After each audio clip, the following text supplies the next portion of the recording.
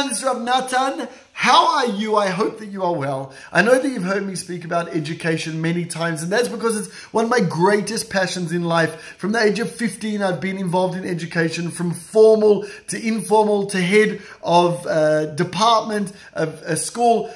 I love education, and God commands us, especially as the Levite, to teach. As the Levi to teach, that was one of the major functions of the Levi, and I am proud and honored to carry that on.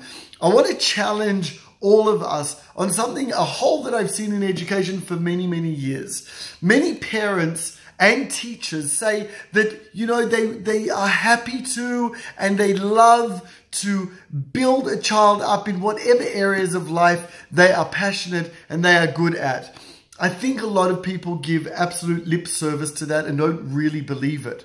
In other words, I've had parents say to me, you know, as long as they're happy in school, as long as they're learning, as long as they feel, you know, in a good environment with friends, I'm happy.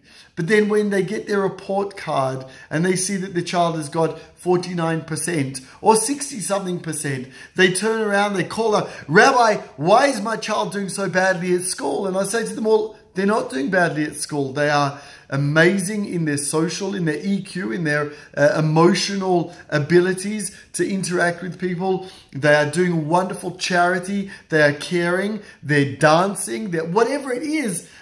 But Rabbi, look at their results. So I'm going to challenge all of us. How much do we actually live up to that expectation of being happy with our children growing in the areas that God has empowered them with, rather than what the rest of society judges them as being intellectual or brilliant or smart or whatever that is? We see it very, very clearly in the book of Shemot. We see it all throughout the Bible that God loves and empowers people in the areas that they are passionate about and that they see God in. But let's take a look in the book of Shemot, in the book of Exodus, in chapter 31. Moses is being commanded to build the tabernacle, the place where God will exist in the most intense way in this world. And Moses is not actually chosen to design it. You'd think, well, Moses is the leader. He's the one that needs to pass on all of these commandments. So he should also design the tabernacle. But it's not him, because he has certain skill sets that are not right for the designing and the art and the creation of the tabernacle. It's given over to a young man called Bezalel. It says like this, and the Lord spoke unto Moses, saying, See, I have called by the name Bezalel, the son of Uri, the son of Hur, of the tribe of Judah, Yehudah, who were leaders in their own right. And I have filled him with the Spirit of God in wisdom. What type of wisdom? And in the understanding. What type of understanding? And knowledge. What type of knowledge? And in all manner of workmanship. Not that he's a brilliant scribe, not that he understands different philosophies of the world, not that necessarily he can add, although there was a lot of geometry to do in the tabernacle. But it wasn't the brilliance of Moses. It was a different brilliance. It was a brilliance with his hands, with his mind of creating, of thinking something through, a design through, and making it actually happen in this world.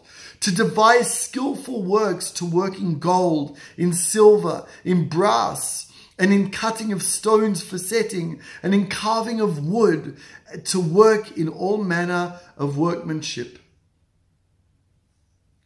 There's no exams. There's no 90% or 50% or 60%. There's no how neat is your handwriting.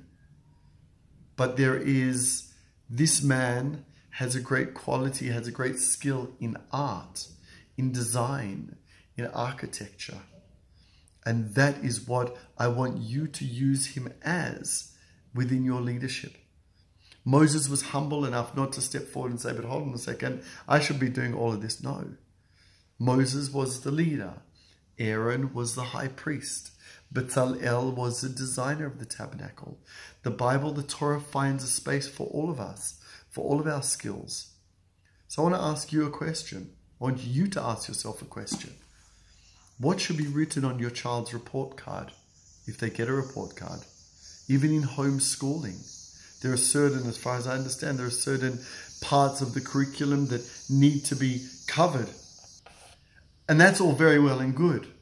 But what parts of the curriculum do you put into your child's education in order to make them feel good, in order to grow them in the areas that God has imbued them with knowledge and understanding of? Is playing the guitar as important as the maths exam? Is dance as important as the science?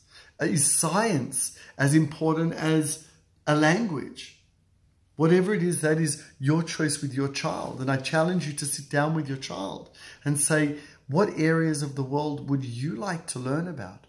Geography, history, Bible, psychology, design, woodwork, music, philosophy.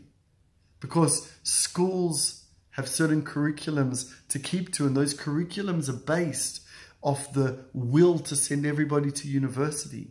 That's how they're structured, so that they can do well in university exams, not necessarily in life.